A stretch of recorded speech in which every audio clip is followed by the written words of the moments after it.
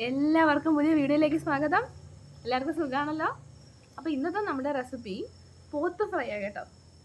മലയാളികൾക്കൊക്കെ ഒരുപാട് ഇഷ്ടമല്ലേ പോത്ത് ഫ്രൈ. അപ്പം നമ്മളൊരു സൂപ്പർ പോത്ത് ഫ്രൈ റെസിപ്പിയാണെന്ന് കാണിക്കാൻ പോകുന്നത്. അപ്പം വീഡിയോ ഇഷ്ടപ്പെട്ടാൽ തീർച്ചയായും നിങ്ങൾ ചാനൽ സബ്സ്ക്രൈബ് ചെയ്യണേ. അപ്പോൾ നമുക്ക് വീഡിയോ കാണാം. അപ്പോൾ നമ്മുടെ ബീഫ് ഫ്രൈക്ക് വേണ്ടി ഇന്ന് 1/2 കിലോ ബീഫാണ് എടുത്തിട്ടുള്ളത്. നമുക്ക് ആദ്യം ഇത് കുക്കറിലിട്ട് നന്നായിട്ടൊന്ന് വേവിച്ചെടുക്കാം. അപ്പോൾ അതിനു മുമ്പ് നമ്മൾ ഈ ബീഫിലേക്ക് ഒരു 1/4 ടീസ്പൂൺ മഞ്ഞൾപ്പൊടി ചേർത്ത് കൊടുക്കാം. കൂടെ തന്നെ ഒരു 1/4 ടീസ്പൂൺ കുരുമുളക് പൊടി, പിന്നെ ആവശ്യത്തിനുള്ള ഉപ്പ്, ഇത്രയും ചേർത്ത് നമുക്ക് നന്നായിട്ടൊന്ന് മിക്സ് ചെയ്തെടുക്കാം.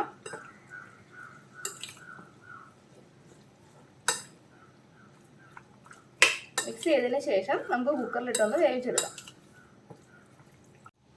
അപ്പോൾ ഇതൊക്കെ പുരട്ടിയതിന് ശേഷം നമുക്ക് ഇത് കുക്കറിലേക്ക് ഇട്ട് കൊടുക്കാം. ഇത് ബഫല്ലോ മീറ്റ് കേട്ടോ. ഇനി നമുക്കിത് കുക്കറിലേക്ക് ഇട്ട് കൊടുക്കാം. വെള്ളമൊന്നും ഒഴിക്കണ്ട. ഇതിൻ്റെ അകത്തുനിന്ന് തന്നെ വെള്ളമൊക്കെ ഇറങ്ങി ആ വെള്ളത്തിൽ വെന്ത് കിട്ടും. നമുക്ക് ഒരു 5 വിസിൽ മതി. 5 വിസിൽ വരെ നമുക്കിതൊന്ന് വേവിച്ചെടുക്കാം. ഇതിപ്പോൾ ഞാൻ സ്റ്റീൽ കുക്കറാണ് എടുത്തിട്ടുള്ളത്, അതുകൊണ്ട് അതിലേക്ക് നമുക്ക് കുറച്ച് വെളിച്ചെണ്ണ കൂടി ചേർത്ത് കൊടുക്കാം. കാരണം ഇത് പെട്ടെന്ന് അടുക്കി പിടിക്കുവേ, അതുകൊണ്ടാണ്. നമ്മുടെ അലുമിനിയം ഒക്കെ ആണെങ്കിൽ അതിൻ്റെ ആവശ്യമില്ല. ഇനി നമുക്കിതൊന്ന് അടച്ചു വെക്കാം.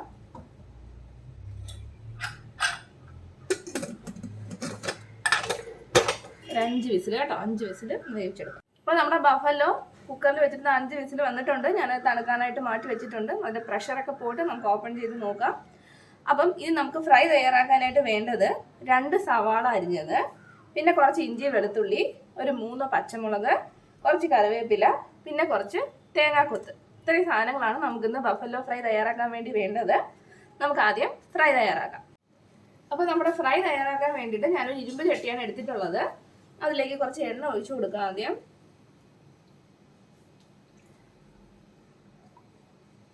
അപ്പോൾ ഫ്രൈ ഒക്കെ തയ്യാറാക്കുമ്പോൾ നമ്മൾ എപ്പോഴും ഇരുമ്പ് ചട്ടി തയ്യാറാക്കുന്നതായിരിക്കും കേട്ടോ നല്ലത്. അതിൻ്റെ ആ ഒരു അയൺ കണ്ടന്റും ഇച്ചിരി നല്ല കറുത്തൊക്കെ കിട്ടും, നമുക്ക് നല്ലൊരു കറുത്ത രീതിയിലൊക്കെ വരും.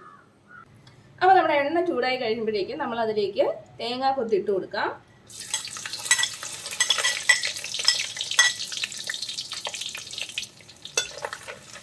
നമ്മൾ തേങ്ങാക്കൊത്ത് ചേർക്കുമ്പം അതിൻ്റെ കൂടെ ഒരു 1/4 ടീസ്പൂൺ മഞ്ഞൾപ്പൊടി കൂടി ചേർത്ത് കൊടുക്കണം കേട്ടോ.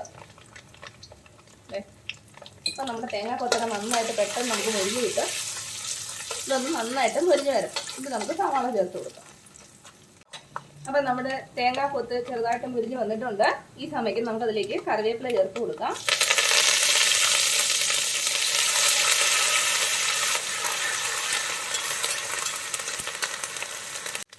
ഇനി അതിലേക്ക് നമുക്ക് ആ പച്ചമുളക് ചേർത്ത് കൊടുക്കാം.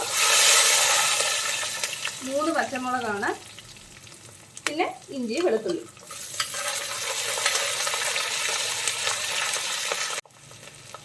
നമുക്ക് നന്നായിട്ട് ഒന്ന് വഴറ്റിയെടുക്കാം. ആ ഇഞ്ചിയുടെയും വെളുത്തുള്ളിയുടെയൊക്കെ പച്ചമണം മാറി നന്നായിട്ടൊന്ന് മുരിഞ്ഞ് വരണം. തേങ്ങാക്കൊത്തൊക്കെ നന്നായിട്ട് മൂത്ത് വന്നിട്ടുണ്ട്. ഇഞ്ചിയുടെയും പച്ചമുളകൊക്കെ ഒരു ചെറിയൊരു മൂത്ത മണം നമുക്ക് വരുന്നുണ്ട് കേട്ടോ. നമുക്ക് ഈ സമയത്ത് അതിലേക്ക് സവാള ചേർത്ത് കൊടുക്കാം.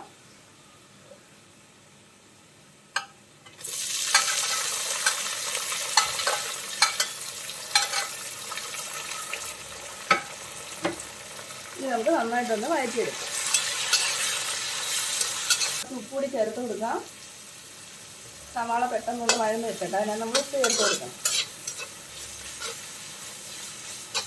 ഇനി ഫ്ലെയിം ഒന്ന് കുറച്ച് വെച്ചിട്ട് നമുക്ക് പൊടികൾ ചേർക്കാം. ഈ ബഫല്ലോ മീറ്റ് എന്ന് ഇടയ്ക്ക് പറയുന്നുണ്ട്. എന്ന് വെച്ചാൽ ബഫല്ലോ എന്ന് പറഞ്ഞാൽ ഒറിജിനൽ പോത്താണ് കേട്ടോ. പോത്തിറച്ചിയാണ് ബഫല്ലോ. അപ്പോൾ നമ്മൾ സാധാരണ വെറും ബീഫ് എന്ന് പറഞ്ഞാൽ അതിനകത്ത് ചിലപ്പോൾ എരുമ ഉണ്ടാവും, കാള, പശു അങ്ങനത്തെ സാധനങ്ങളൊക്കെ ഉണ്ടാവും. പക്ഷേ ബഫല്ലോ മീറ്റ് എന്ന് പറഞ്ഞാൽ അത് ഒറിജിനൽ പോത്തിൻ്റെ ഇറച്ചിയായിരിക്കും. അപ്പോൾ ഇത്രയായിട്ട് നമ്മളിത് ലോ ഫ്ലെയിമിലാക്കിയിട്ട് അതിലേക്ക് പൊടികൾ ചേർത്ത് കൊടുക്കാം. ആദ്യം ഞാൻ ചേർക്കുന്നത് ഒരു 2 ടീസ്പൂൺ മല്ലിപ്പൊടിയാണ്. 2 ടീസ്പൂൺ മല്ലിപ്പൊടി, പിന്നെ ഒരു 3 ടീസ്പൂൺ മുളക് പൊടി. ഇത് കാശ്മീരി ചില്ലി ആയതുകൊണ്ട് നമുക്ക് അധികം എരിവ് ഉണ്ടാവില്ല. 3 ടീസ്പൂൺ മുളക് പൊടി, 1 ടീസ്പൂൺ കുരുമുളക് പൊടി, പിന്നെ ഒരല്പം മീറ്റ് മസാല. ഇനി ഇതെല്ലാം കൂടി നമുക്ക് നന്നായിട്ടൊന്ന് മിക്സ് ചെയ്തെടുക്കാം. ഇനി ഇതെല്ലാം കൂടി നമുക്കൊന്ന് മിക്സ് ചെയ്തെടുക്കാം.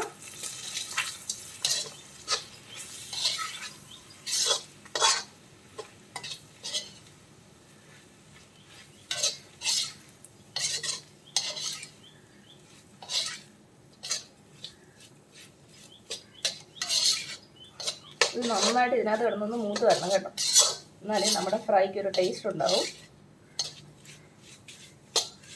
ആ പൊടികളുടെ പച്ചമണമൊക്കെ മാറി ഒന്ന് മൂത്ത് വരണം.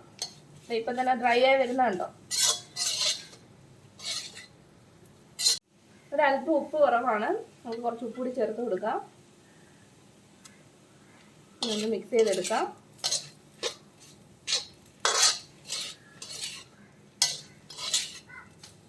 അപ്പോൾ നമ്മുടെ ബഫലോ ഫ്രൈ തയ്യാറായിട്ടുണ്ട്. എല്ലാവരും ചെയ്ത് നോക്കണേ, നിങ്ങൾക്ക് തീർച്ചയായിട്ടും ഇഷ്ടപ്പെടും. അപ്പോൾ ഇതുപോലുള്ള കിടിലൻ വീഡിയോസുമായി നമുക്ക് വീണ്ടും കാണാം. അതുവരെ ബൈ ബൈ.